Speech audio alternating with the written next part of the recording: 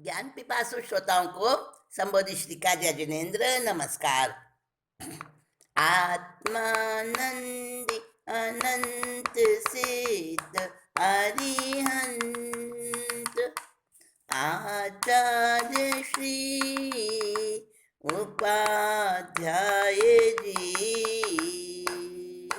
लोक विराजित साधु साध्विगण सारे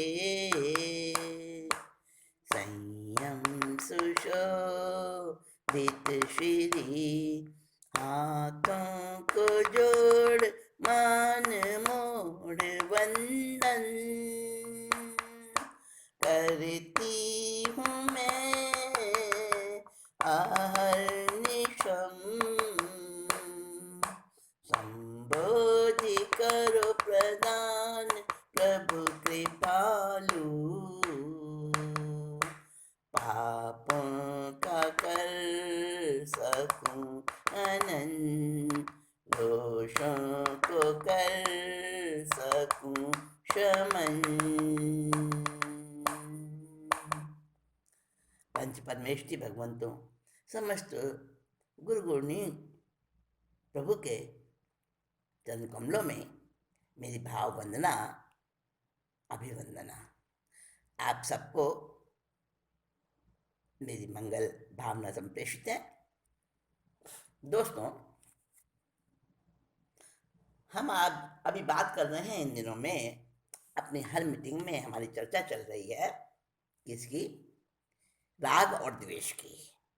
अभी फिलहाल कुछ समय से 18 पापों में हमने पीछे राग की चर्चा की और राग में कैसे कर्म का बंध होता है, किस प्रकार से उसका फल भोगा जाता है, उसकी हमने बातचीत की, आपस में उसका विचार किया और शेयर किया अपने अपने अनुभवों को। अब हम कर रहे हैं द्वेष की बात। द्वेष भी 11वां पाप कहलाता है और ये पाप राग के साथ बंधा हुआ रहता है। द्वेष जल्दी चला जाता है, राग बाद में जाता है। और द्वेष जब आता है ना, तो उस समय राग हट जाता है, छुप जाता है, क्योंकि दोनों में से एक समय पर एक ही चीज रह सकती है, या राग रहेगा या द्वेष रहेगा।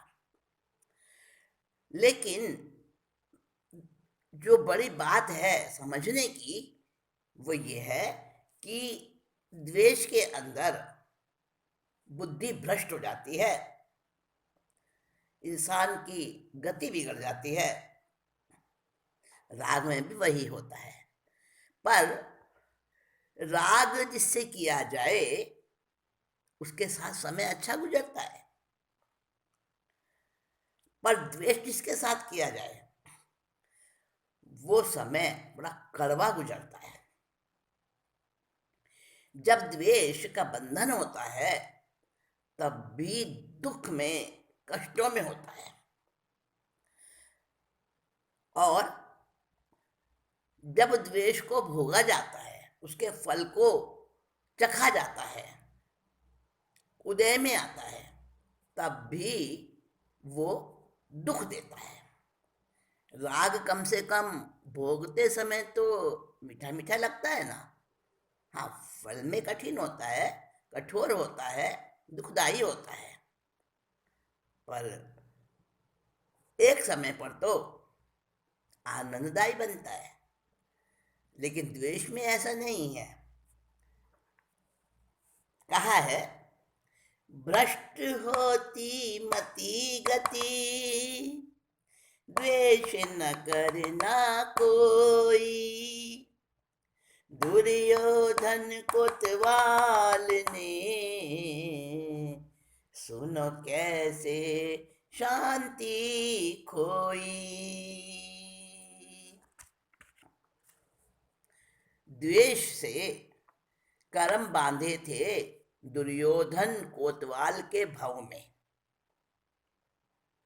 और उन कर्मों का जो विपाक हुआ, यानी उस कर्म को परिपक्वता मिली, मैच्योरिटी मिली, पक गया वो कर्म का फल और खाने के लिए तैयार हो गया, मतलब भोगने के लिए एकदम से परफेक्ट तैयार हो गया। तो वो हुआ नंदीवर्धन के जन्म में। नंदीवर्धन पूर्व भव था।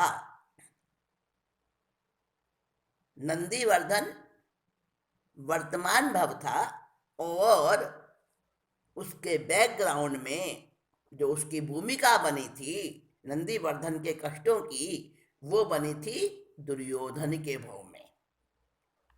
प्रभु महावीर गंधर्व गौतम को सुना रहे हैं कि नंदीवर्धन, उसने इतने कष्ट भोगे, कैसे बांधे उसने कर्म, वो बता रहे हैं कि कष्ट भोगते समय तो हे गौतम तुमने देख लिया, परंतु जब उसने वो कष्टों की कारण रूप द्वेष की परिणति को अंजाम दिया था, गौतम वो तुम नहीं जानते, वो मैं जानता हूं, अब मेरे से तुम सुनो। और भगवान महावीर सर्वज्ञ प्रभु बता रहे हैं अपने केवल ज्ञान के आलोक में देखकर कि नंदीवर्धन के वर्तमान भव के जो उसके राज्याभिषेक, तपते तपते हुआ राज्याभिषेक जो उसके खुद पिता ने करवाया, वो क्यों हुआ, कैसे कर्म उसने बांधे थे। वो पहले दुर्योधन नाम का कोतवाल था सिंहपुर नगर का, और दुर्योधन नाम के उस कोतवाल ने, जिसका वर्णन आया है विपाक सूत्र के अंदर, तो वो उस दुर्योधन ने दंड देने के कैसे कैसे तरीके अपनाए थे। अपराधियों को रुलाता था, सताता था, उन्हें कष्ट दे दे के, यातनाएं दे दे के खुश होता था, और उसकी वजह से उसने जो कर्म बांधे, कितने जन्मों तक कर्म बांधे उसने। हाँ, 3100 वर्ष उसकी आयु थी। 3100 वर्ष यानी 3100 वर्ष। आप कहेंगे इतनी सारी आयु? हाँ, आयु तो बहुत बहुत होती है, अभी नहीं है तो क्या, अभी तो 5वां आरा चल रहा है ना साथियों। 5वें आरे में तो आयु भी कम, अवगाहना यानी लंबाई, हाइट भी कम, शक्ति भी कम, सब कुछ घट रहा है ना। अवसर्पणी काल है ना ये, अवसर्पणी काल में घटता जाता है। देखो ना, पहले तीर्थंकर आदिनाथ प्रभु की आयु थी 84 लाख पूर्व की। एक पूर्व कितना होता है पता है आपको? एक पूर्व बहुत बहुत वर्षों का एक पूर्व होता है, और एक पूर्व नहीं, 84 लाख पूर्व की आयु भगवान ऋषभदेव की थी। 500 धनुष की उनकी हाइट थी, और घटते घटते घटते भगवान महावीर तक आते आते 7 हाथ की तो आयु रह गई, और 72 वर्ष का, 7 हाथ की तो हाइट रह गई, और 72 वर्ष का आयु रह गया बस। तो तीर्थंकरों तक को ये काल का जो फल है, काल की वजह से जो परिवर्तन आता है, तीर्थंकर भी उससे बचे हुए नहीं रहते। तो फिर सामान्य हमारे जैसे, आपके जैसे तो व्यक्तियों की क्या स्थिति होगी? सबको वो काल के प्रभाव को झेलना पड़ता है। तो ये जो कथा है दुर्योधन कोतवाल की, प्रभु महावीर सुना रहे हैं।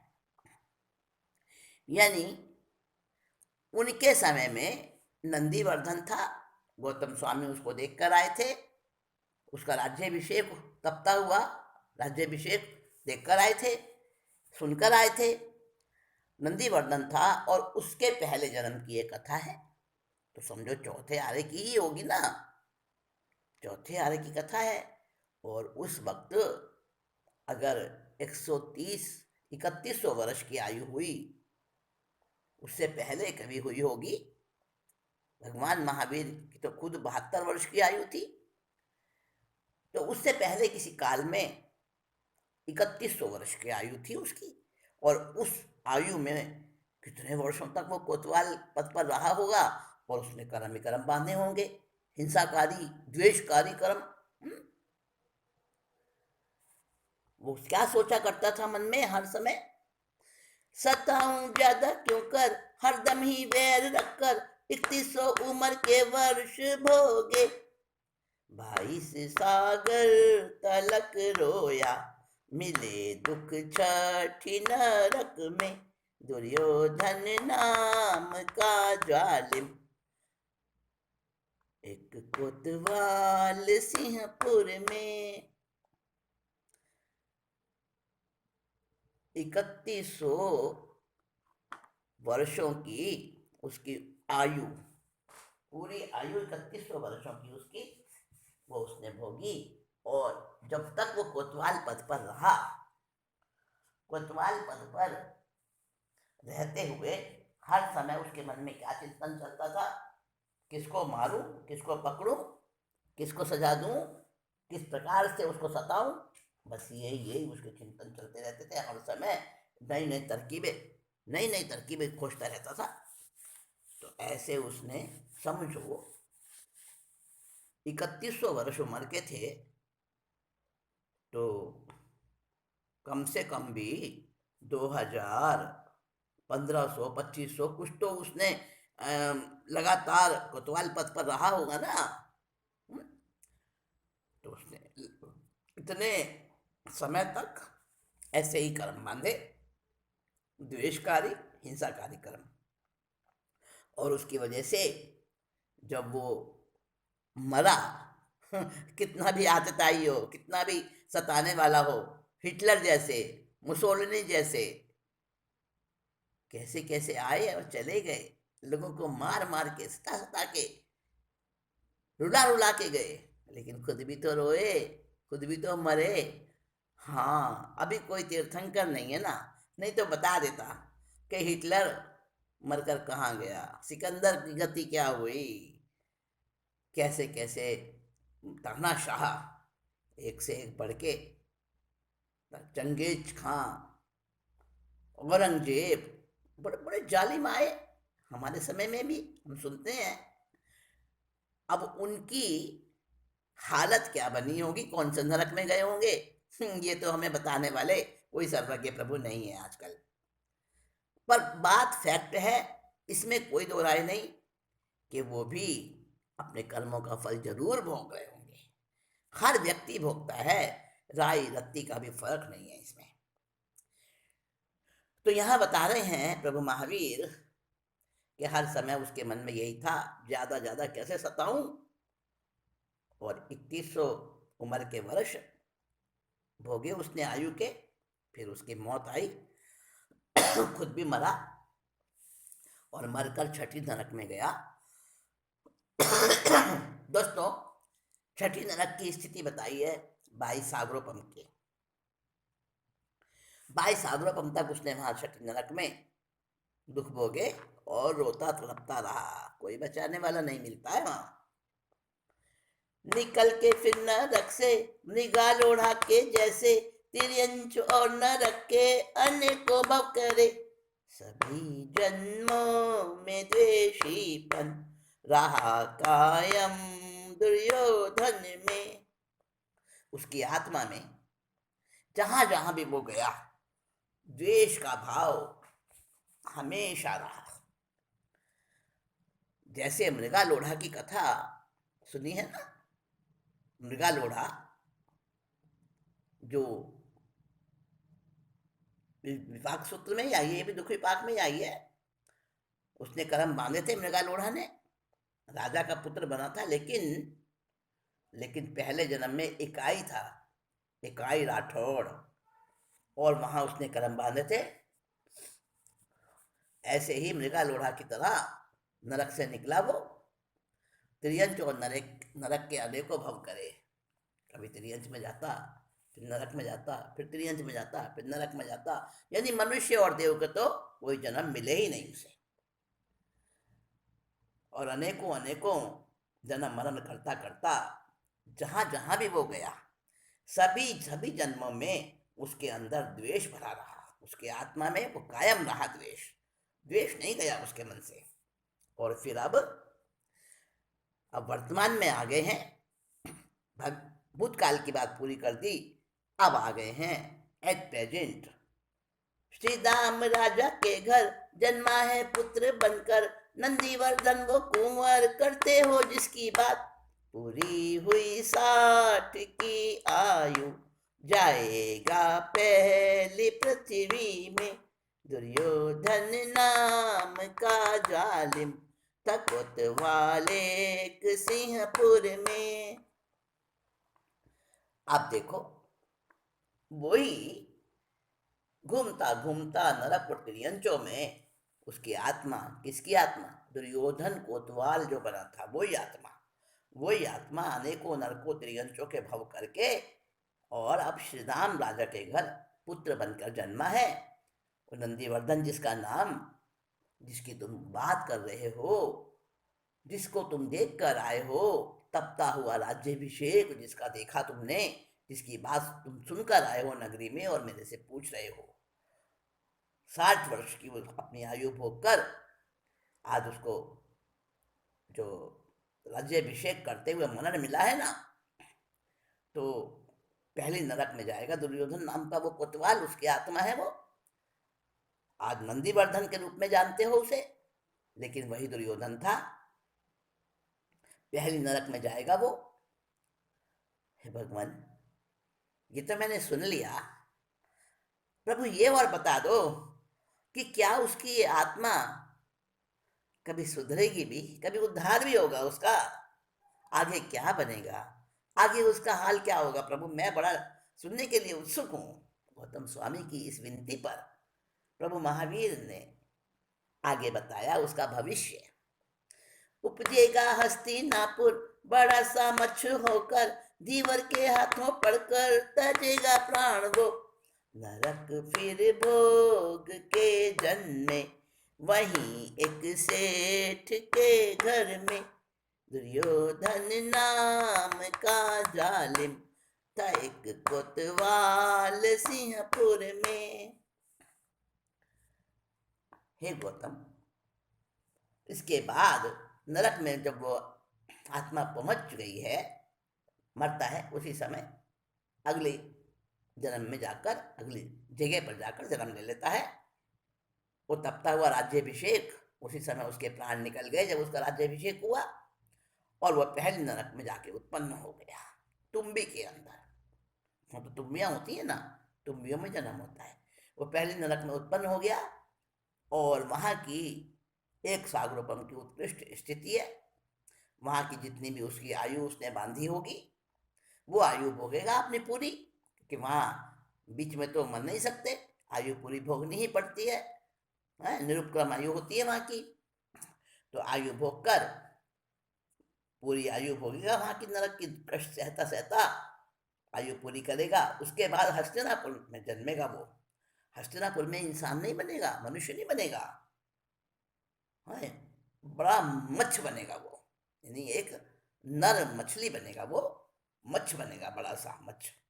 और वहां पर जो आते हैं ना मछुआरे, उनके हाथों में पड़ेगा वो।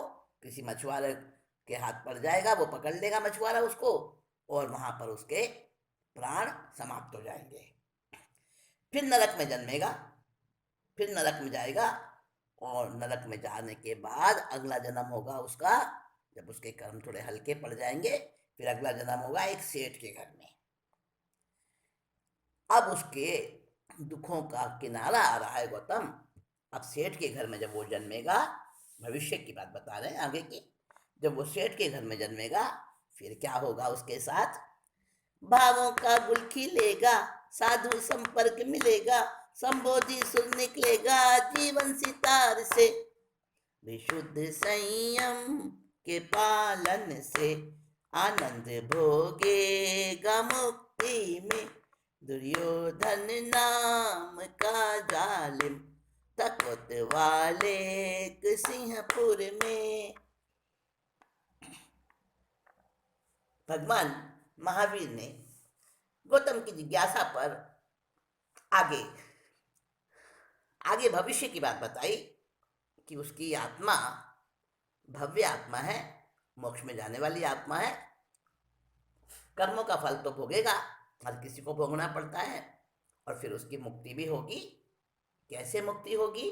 पहले हस्तिनापुर में मच्छ बनेगा, धीवर के हाथों में जाएगा और वहां मर जाएगा वो, धीवर उसको काट देगा। फिर उसके बाद में फिर नरक में जाएगा, क्योंकि बड़े कष्ट में मरेगा, क्लिष्ट भावों में मरेगा धीवर के हाथों से। फिर नरक में ही जाना पड़ेगा, नरक की आयु भोगेगा। उसके बाद एक सेठ के घर में जन्मेगा और वहाँ सेठ के पुत्र के रूप में अच्छा उसका लालन पालन होगा, अच्छे संपर्क मिलेंगे, सत्संग मिलेगा उसे, साधुओं का सत्संग सुनेगा, प्रवचन सुनेगा, जिनवाणी उसके अंदर में जाएगी और अच्छा उसको भाव उत्पन्न होगा। उसका जो उपादान है, उपादान उसका पक जाएगा, और उपादान प्रबल बनने के बाद निमित्त भी अपना काम करता है। जब साधु का निमित्त मिलेगा, खुद का उपादान बलिष्ठ बनेगा, तो फिर वो संयम ले लेगा, संयम अंगीकार करेगा और संयम का भी विशुद्ध पालन करेगा, निरतिचार निर्दोष पालन करेगा। फिर उस संयम के निरतिचार पालन से उसके सब कर्म जल जाएंगे, कर्मों के बीज खत्म हो जाएंगे। और कर्मों के बीज जल गए, जब बीज ही नहीं तो फसल कहाँ से होगी, है ना दोस्तों? जानते हो ना ये बात? इसीलिए अरिहंत अरुहंत भी कहलाते हैं। अरिहंत के कई रूप बनते हैं। इस शब्द के अरिहंत, अरहंत, अरुहंत, अरहंत, ये चार तो मैंने अभी हाथों हाथ बता दिया आपको। इन सबका अर्थ अलग अलग है। अरिहंत तो आप जानते हो, जिनके कर्म रूपी शत्रु नष्ट हो गए हैं, वो हैं अरिहंत। अरि माने शत्रु। और अरहंत, अरहंत, अ माने नहीं, रह माने रहस्य, जिनसे कोई रहस्य बाकी नहीं बचा, वो अरहंत। अरुहंत, ये भी एक रूप बनता है। रूह कहते हैं उगने को, जिनके उगने वाले कर्म के बीज नहीं है, नष्ट हो गए हैं, अरुहंत कहलाते हैं वो। और अरहंत, ऊपर र लगा दो ह पे, अरहंत यानी कि समर्थ, सब सब चीज में, सब कार्यों में समर्थ, जिन्होंने अपनी आत्मा को ऐसा बना लिया है, वो है अरहंत। तो एक ही शब्द के कई रूप बनते हैं और सबका अर्थ अलग अलग भी होता है। तो वो फिर अपने कर्मों को जला देगा, नष्ट कर देगा, समाप्त कर देगा। संयम की उस ज्वाला से निर्दोष संयम पालन करके, और उसके सब कर्म नष्ट हो जाएंगे। फिर वो मुक्ति का सुख भोगेगा, सिद्ध बन जाएगा और सिद्धों की श्रेणी में उसको स्थान मिलेगा। नंदीवर्धन भव्य था, सो पालिया भव निधि पार, फिर भी द्वेष प्रभाव से भोगे कष्ट अपार। आगे भगवान कहते हैं, नंदीवर्धन की आत्मा भवी थी। कोई आत्मा भव्य होती है, कोई अभव्य होती है, ये अपने हाथ में नहीं। जैसे कोई जीव है तो कोई अजीव है। जो जीव है वो हमेशा जीव ही रहेगा, कभी अजीब नहीं बनेगा, और अजीब कभी जीव नहीं बनेगा। जैसे जीवपना और अजीवपना यानी कि सजीव और निर्जीव अपने हाथ में नहीं है, किसी कर्मों के अधीन नहीं है, वैसे ही भव्य और अभव्य होना भी पारिणामिक भाव है। कोई कर्म इसके पीछे उत्तरदायी नहीं होता। किसी कर्म के प्रभाव से भव्य और किसी कर्म के प्रभाव से अभव्य नहीं बनते हैं। ये पारिणामिक भाव होता है। तो जो भव्य आत्मा होती है वो कष्ट तो पाती है, परंतु फिर भी उसका अंत मुक्ति को पा लेने का होता है। मोक्ष में जाती है वो आत्मा, देर से नहीं, देर से जाए भले ही, पर जाती जरूर है। तो नंदीवर्धन भव्य आत्मा था, तो उसने एक किनारा मिल गया उसको और वो मुक्त हो गई आत्मा। फिर भी देखो द्वेष के प्रभाव से कितने कष्ट भोगे उसने। हे गौतम, इसलिए प्रभु कह रहे हैं, हे गौतम, हमें सबको समझना है, बताना है, जानना है, पहचानना और समझना है कि द्वेष हटाकर परहित को जीवन में दो स्थान। परहित सम शुभ कर्म नहीं, कहते गुरु गुणवान। प्रभु ने भी यही कहा और सब गुरु भगवंत यही समझाते हैं कि द्वेष को हटाओ, और द्वेष को हटाकर द्वेष का शुक्ल पक्ष परहित यानी परोपकार, दूसरे का हित करना, दूसरे का उपकार करना, यही जीवन में अपना लो। द्वेष हटाओ और परहित को आगे लाओ। तो साथियों, अब दुर्योधन की बात खत्म करके, क्योंकि उसकी आत्मा, दुर्योधन कह दो, नंदीवर्धन कह दो, एक ही बात है, वो आत्मा एक ही थी, रूप अलग अलग थे, उनके शरीर अलग अलग थे। तो वो आत्मा भी अपना स्थान, अपनी मंजिल को पा चुकी है। तो हम भी अपनी मंजिल को पाने के लिए आगे बढ़ते हैं। उस रास्ते पर हमें चलना है जहाँ द्वेष नहीं हो, परहित हो। यानी आगे हम बात करेंगे परहित की। दूसरे का हित कैसे हम कर सकते हैं, अपना भी हित उसमें शामिल है। जहाँ दूसरे का हित करते हैं वहाँ अपना भी हित होता है। तो साथियों, अगली बार जब हम बैठेंगे, जब हम इस सत्संग मीटिंग में बैठेंगे, तो हम परहित की बात करेंगे। और तब तक के लिए अभी हमें चिंतन मनन करना है, और मैं अभी आपसे इजाज़त लेती हूँ। नमस्कार, जय जिनेन्द्र।